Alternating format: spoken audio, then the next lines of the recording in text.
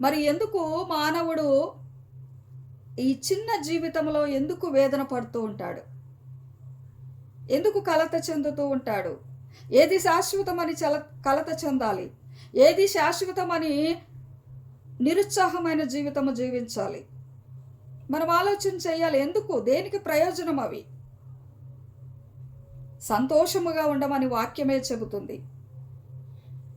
సంతోషము దేనికి కారణము? ఆరోగ్యానికి కారణము. మీరు ఎల్లప్పుడూ కూడా సంతోషముగా ఉండండి. Rejoice in the name of lord Jesus Christ for ever. ఎల్లప్పుడూ కూడా యేసు నామాన్ని బట్టి మీరు సంతోషముగా ఉండండి.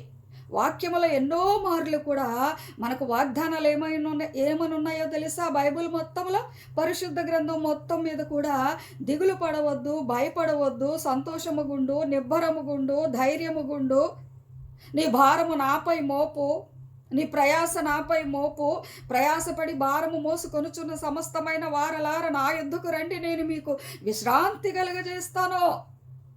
మీరు ఎల్లప్పుడూ సంతోషముగా ఉండండి. ఇవన్నీ ఉన్నాయి.